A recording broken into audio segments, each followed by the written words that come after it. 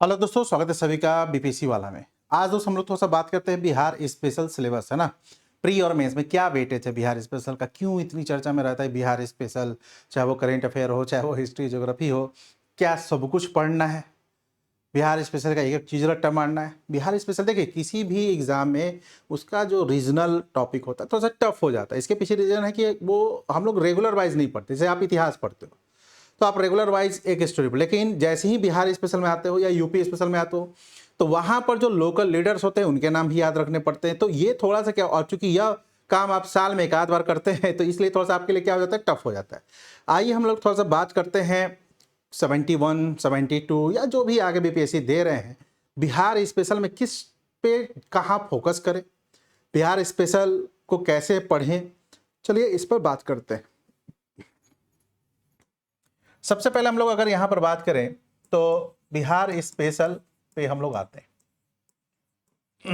अब कई बच्चे यहां पर बिहार स्पेशल जैसे ही आते हैं उनके दिमाग में आ जाता है कि बिहार स्पेशल का मतलब Bihar history, Bihar geography, Bihar polity, Bihar economy, सब कुछ। ऐसा कुछ नहीं है। आइए हम लोग बात करते हैं। सबसे पहले वेटेज देखते हैं। प्री में वेटेज कितना होता है। अगर मैं बिहार जीके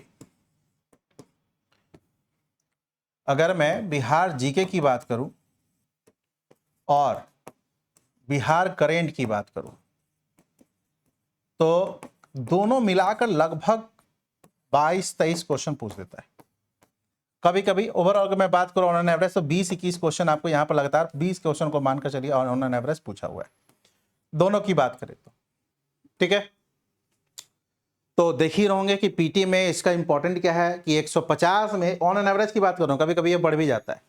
जैसे 64 या 65 में इसकी संख्या बढ़ी हुई थी काफी, है ना। लास्ट अभी 70 की बात करें तो इसकी संख्या कम थी। तो वो आपको अप्स डाउन होते रहता है, इससे आपको उतना नहीं जाना। लेकिन हाँ, एक बात में कि पिछले अगर मैं 5-7 साल की बात करूं तो 20 क्वेश्चन के आसपास आपसे पूछता है। क्लियर। अब ये 20 यानी 150 में आपका 20 क्वेश्चन बहुत इंपॉर्टेंट रोल करेगा प्ले। तो एक चीज यहां पर आ गया कि इसको स्किप नहीं किया जा सकता है। अब आते हैं मेंस में इसका वेटेज क्या रहता है, तो आइए उस पर भी थोड़ा सा बात कर लेते हैं।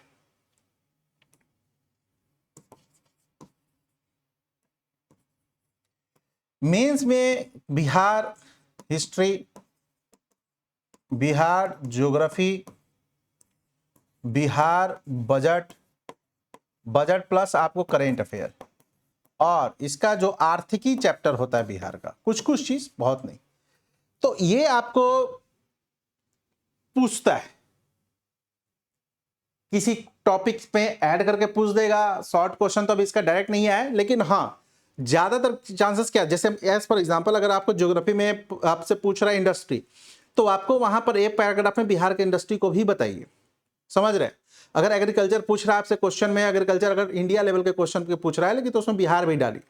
इतिहास में वही अगर आपको 1942 पूछ दिया तो बिहार का भी संदर्भ डालिए। 1857 पूछ दिया तो बिहार का भी एक पैराग्राफ में संदर्भ डाला जाता है।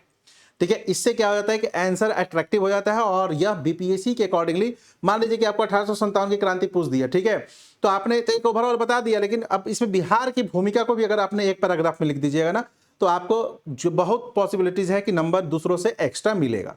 तो वही चीज है, यानी मेंस में भी ये सब चीजें आपको काम आएंगी। क्लियर। अब आप देखिएगा कि यहां पर मैं 2-3 चीजों को नहीं ज्यादा ऐड किया। एक तो बिहार पॉलिटी, प्री में बिहार इकोनॉमी वगैरह ऐसा कुछ। देखो, बिहार हिस्ट्री और ज्योग्राफी और मिसलेनियस, मिसलेनियस में कहने का मतलब है कि ओवरऑल एक नॉलेज कि कब राज्य बना, है ना, इसका राजकीय पशु क्या है, राजकीय पक्षी क्या है, विधान परिषद में कितनी सीटें हैं, इसका लोकसभा में कितना है, राज्यसभा में कितना है बिहार का, यहाँ के विधानसभा में। अब बहुत सारे जो है, पहला आपको यहाँ पर कौन मुख्यमंत्री थे, कौन आपको प्रथम महिला मुख्यमंत्री, ऐसे करके जो ओवरऑल जो आपको होता है ना, जिसको कहते हैं कि समग्र अध्ययन टाइप का, कि हाँ एक ओवरऑल एक करते थे 4-5 पेज में, देखिएगा हर बुक पे मिलता है। तो वो एक इंपॉर्टेंट हो जाता है प्री बेस्ड। और लेकिन उसके बाद 2 चीज सबसे इंपॉर्टेंट होता है, वो होता है आपको एक बिहार हिस्ट्री और दूसरा होता है बिहार ज्योग्राफी। इसके बाद Bihar current affair, Bihar polity ऐसा कुछ नहीं है। अगर मैं बात करूं कि मुख्यमंत्री का निर्वाचन या आपको जो चुनाव होते हैं, या फिर supreme court, sorry high court हो गया, पंचायती हो गया, सबका तो लगभग आर्टिकल क्या है, एक ही होता है, चाहे किसी भी राज्य का पढ़ो। यहां पर एक्स्ट्रा क्या पढ़ना पड़ जाता है, यहां पर एक्स्ट्रा बस ये पढ़ना पड़ जाता है कि यहां पर कब यह लागू हुआ फलना चीज, ठीक है, बिहार के संदर्भ में यह कब इंप्लीमेंट हुआ, यही सब पूछता है। नहीं तो अलग से बिहार का पॉलिटी में जो सबसे इंपॉर्टेंट हो जाता है वह है बिहार का एक इतिहास, मतलब कि कब बिहार फॉर्म किया। इसके अलावा थोड़ा सा महिलाओं के रिजर्वेशन से संबंधित पंचायती वगैरह में अलग से पढ़ना पड़ता है, बाकी सब कुछ सेम होता है। तो बिहार पॉलिटी का कोई ऐसा कंसेप्ट नहीं है। उसी तरीके से बिहार इकोनॉमी, सब इकोनॉमी सेम चीज, अलग से बिहार का कुछ नहीं है। बस जो आंकड़े हैं वो एक अलग है, वो आपको याद करने पड़ते हैं। और वो आंकड़ा कहां से याद करना पड़ता है आपको? बजट से। तो बिहार इकोनॉमी वाला भी कोई अलग से कहानी नहीं होता है। बिहार की कहानी बस इतिहास और ज्योग्राफी, क्योंकि टोपोग्राफी अलग होता है जहां का, वहां का उसका ज्योग्राफी बन जाता है। और ये चीजें केवल बिहार विशेष स्पेशल नहीं, अगर आप यूपी स्पेशल भी पढ़ रहे हो तो वहां पे मुख्य रूप से यही दो चीजें पढ़नी पड़ती। इसके अलावा कुछ विविध चीज, जैसे कुछ चीजें फेमस, जैसे पर्सनालिटीज कुछ अलग अलग फेमस है, उनके बारे में बात कर लीजिए, है ना। कुछ आपको यहां पर हमारा प्रोडक्ट इंपॉर्टेंट है या आपको फेमस है इंडिया लेवल और इंटरनेशनल लेवल, उसको इंपॉर्टेंस कर लीजिए। यहाँ के कुछ आर्ट आपको इंपॉर्टेंट है, उसको आप लोग को पढ़ लेना होता है। तो ये ओवरऑल बिहार में हम लोग, यानी बिहार बहुत हवा नहीं है। जैसे आपको कई बच्चे एकदम परेशान हो, बिहार स्पेशल कैसे पढ़े, क्या पढ़े।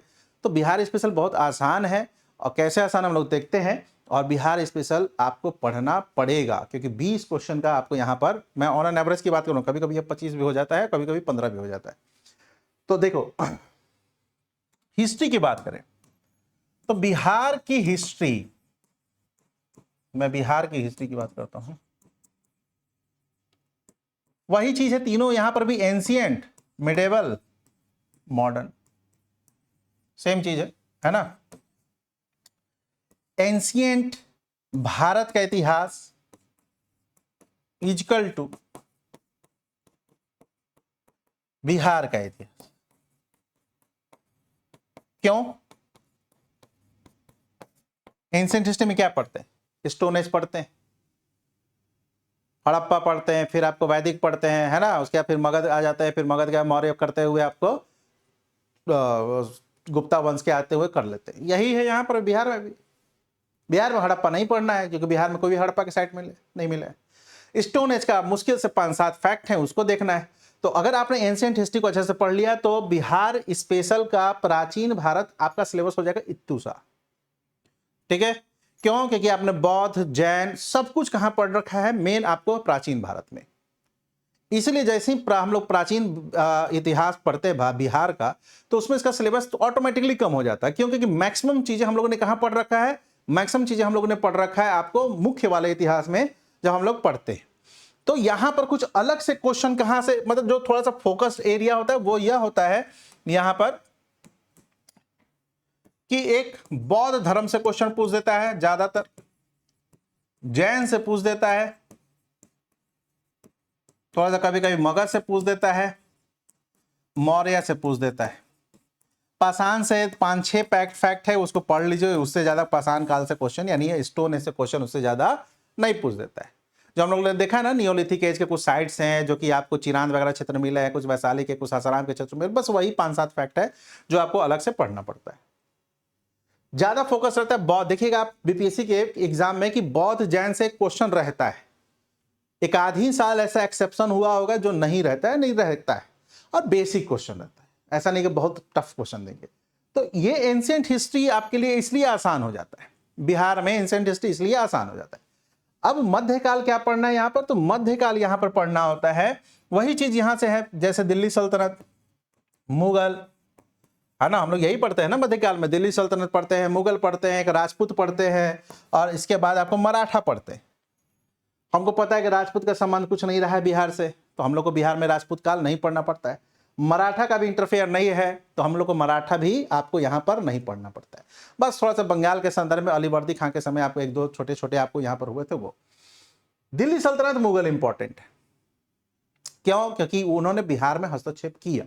तो क्या सब कुछ पढ़ना है? नहीं, इनमें भी वही पढ़ना होता है, इनमें भी वही पढ़ना होता है जो बिहार से। एग्जैक्ट क्या चीजें होती है? कुछ पुस्तकें होती हैं, अगर उसकी बिहार में चर्चा है तो कौन से आपको अधिकारी कौन बनाए गए, है ना, कौन सूबेदार बिहार के बनाए गए, यही सब देखिएगा क्वेश्चन आपसे पूछता है।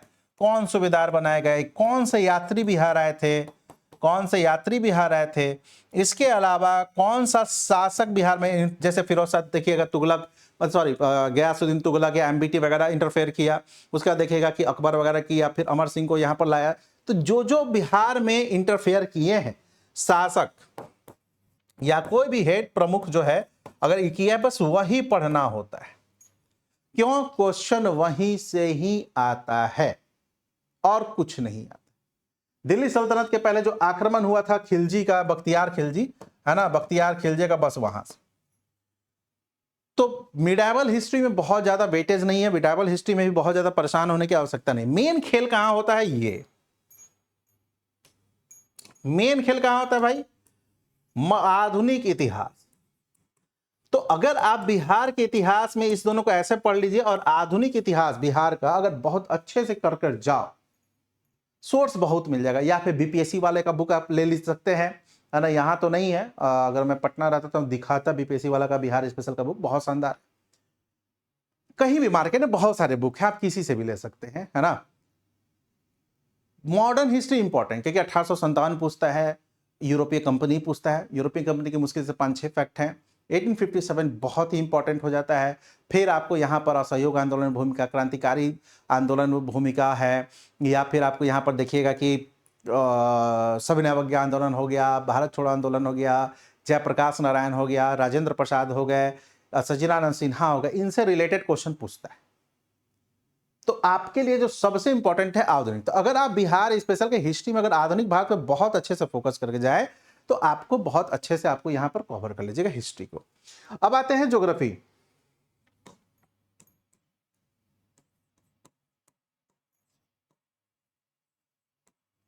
ज्योग्राफी क्या है? तो ज्योग्राफी में यहां पर वही चीज पढ़ना पड़ता है, एक तो प्रमुख, पठार और पर्वत।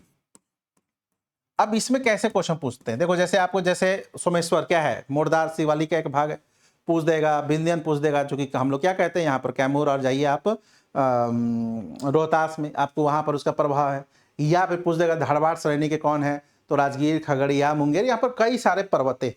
तो आपको यहाँ से मुश्किल से कितने 10 से 15 से 20 फैक्ट आपको मिलते हैं, वो आपको याद कर लेना है। इसके अलावा नदी इंपॉर्टेंट है, अगर नदी को कवर कर लिया, क्योंकि बिहार में बहुत नदियां हैं। देखिए बिहार की मैं बात करूं तो बहुत नदियां हैं भाई, ये पूरा, ये तो गंगा नदी एक तो बीचों बीच, ऊपर से ये पूरी नदी है ना, डेंट्रिक मॉडल भी बनाती है, जान ही रहे। तो बिहार में नदी को अच्छे से पढ़ना है, कहां से निकलती है, गंगा में कहां से मिलती है, इसका डायरेक्शन, जी हाँ डायरेक्शन में पूछता है, डायरेक्शन क्या है। इसके अलावा यहां पर क्वेश्चन आपसे यह भी पूछ देता है कि यह किस स्थान पर गंगा से मिलती है, इसका दिशा क्या है, कहां से निकलते, किस राज्य में प्रवेश करती है। तो नदी बहुत इंपॉर्टेंट है, उत्तर से मिल रही है, दक्षिण से मिल रही है, उत्तर मुखी है कि दक्षिण मुखी है, ये सब क्वेश्चन आपको नदी से आता है। इसलिए देखिएगा कि नदी जब हम लोग पढ़ते हैं ना पेड क्लास में, देखिए लंबा एक पढ़ते हैं, नदी बहुत इंपॉर्टेंट हो जाता है। मैं देखूंगा तो एक स्पेशल बिहार की नदियां, मैं एक यूट्यूब सेशन भी आपको यहाँ पर ला दूंगा, ताकि आप लोग भी बच्चे यहाँ पर पढ़ लीजिएगा। तो नदी बहुत इंपॉर्टेंट है। इसके अलावा आपको इंडस्ट्री तो हालांकि है बहुत कम, लेकिन फिर भी इंडस्ट्री को देखते हैं। मिनरल्स यानी खनिज, है ना, मिनरल्स यानी आपको खनिज को भी हम लोग यहाँ पर क्या करते हैं, देखते हैं। तो ज्योग्राफी के ये सब पॉइंट्स हैं। इसके अलावा रिसेंट में आपको क्या क्या एक्टिविटीज हो रही है, क्या क्या ऐसा प्रोग्रेसिव वर्क कर रहा है, ठीक है, यहीं पर हम लोग बात करते हैं। तो मैं ज्योग्राफी में बात करता हूं तो एक एग्रीकल्चर को जोड़ लीजिएगा ना, एग्रीकल्चर को जोड़ लीजिएगा, कृषि को जोड़ लीजिएगा, तो आपको ज्योग्राफी पूछ देगा। इसी में पढ़ते हैं ना जब पर्वत पर जाते हैं, यहीं पर हम लोग नदी वगैरह पढ़ लेते हैं, नदियां पढ़ लेते हैं, बहुउद्देशीय परियोजना पढ़ लेते हैं, 2-4 ही है, ज्यादा है नहीं, सॉरी नदी कह रहा हूं,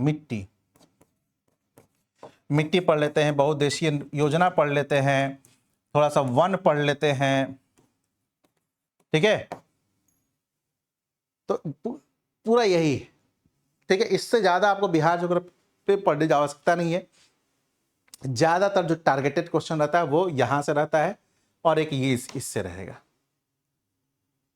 ठीक है। इसी में आ जाता है फिर वाटरफॉल, कुछ लेक, यही सब, मतलब ये सब छोटे छोटे चीज है। वाटरफॉल क्या है, कौन कौन से हैं, है ना, लेक कौन कौन से हैं, कुछ योजनाएं कौन कौन सी चल रही हैं, ये सब क्वेश्चन आपसे क्वेश्चन ज्योग्राफी पूछता है। तो ओवरऑल अगर आप हिस्ट्री ज्योग्राफी कर लिए, अच्छे से कवर कर लिए, और कुछ बेसिक इकोनॉमी और पॉलिटी का कुछ नहीं अलग से करना होता है, इस चीज में मैं पहले ही बता रहा हूं। नहीं विश्वास तो कोई पेज पलट लीजिएगा बुक का, बिहार के आपको जाइएगा पॉलिटी, तो वही यहाँ के राजनीतिक दलों की बात होगी, और राजनीतिक दल से क्वेश्चन उसी समय पूछता है जब कोई इलेक्शन, जैसे एज फॉर एग्जांपल अभी इलेक्शन होने वाला है बिहार में, अगर आपका 70 बीपीएससी जो चांस कम है कि आपको 30 सितंबर को होगा, क्यों, क्योंकि उस समय आचार संहिता लग जाएगा, बहुत सारे जो होगा, अगर होगा तो कुछ दिन पहले, नहीं तो ज्यादा चांस क्या है कि वो बाद में हो। अब बाद में होगा तो आपको क्या करना होगा, आपको थोड़ा सा इलेक्शन से संबंधित डाटा भी देखना होगा, क्योंकि वहां से पूछे जाने की पूरी संभावना बनी रहती है, और उसी समय राजनीतिक पार्टी से संबंधित भी क्वेश्चन आपसे पूछता है, नहीं तो ऐसे उतना क्वेश्चन नहीं पूछता है राजनीतिक पार्टी से। बस ये देख लेना है, अगर कोई जैसे सुशील मोदी जी आपका उनका देहांत हुआ तो उनका एक आप जीवनी देख लीजिएगा, कब जुड़े, किस पार्टी से जुड़े, कैसे बिहार से उनका वो है, तो ऐसे जैसे पूछ दिया था ना रामविलास पासवान जी का, तो वैसे ही आपको इनका ही पूछ देगा। तो ऐसे ही आपको क्या होता है, कुछ आपको क्वेश्चन हो जाते हैं पॉलिटिक्स से, इकोनॉमी भी ऐसा कुछ बेसिक नहीं है। इसके बाद जो विविध होता है बिहार का, वो आपको देखना होता है। बिहार स्पेशल में इतना कर लीजिएगा इसको थोड़ा सा डिटेल से, तो ये मेंस में भी काम आएगा, प्री में भी काम आएगा, ठीक है, मेंस में भी काम आएगा, प्री में भी काम आएगा। और अगर आपने बहुत अच्छे से पढ़ लिया तो अगर 20 क्वेश्चन पूछे ना, तो आप 17-18 क्वेश्चन बहुत अच्छे से बना दीजिएगा। और आपको यह ध्यान दिलाना आवश्यक है कि बहुत बच्चे बिहार स्पेशल को क्या करते हैं, स्किप करके चले जाते हैं, थोड़ा बहुत ऊपर ऊपर पढ़े छोड़ दिए, और वहां से वो नंबर नहीं उठा पाते। तो बिहार स्पेशल का सिलेबस यही है, हिस्ट्री का भी पूरा मैंने बता दिया, ज्योग्राफी का भी बता दिया, और ये बिहार स्पेशल का सिलेबस। तो होपफुली आपको हेल्प मिला होगा। बाकी कुछ भी अगर ऐसा प्रश्न हो तो कमेंट कर लेना, मैं उसके अकॉर्डिंगली आपको क्या करूंगा, एक वीडियो बना दूंगा। ठीक है, थैंक यू।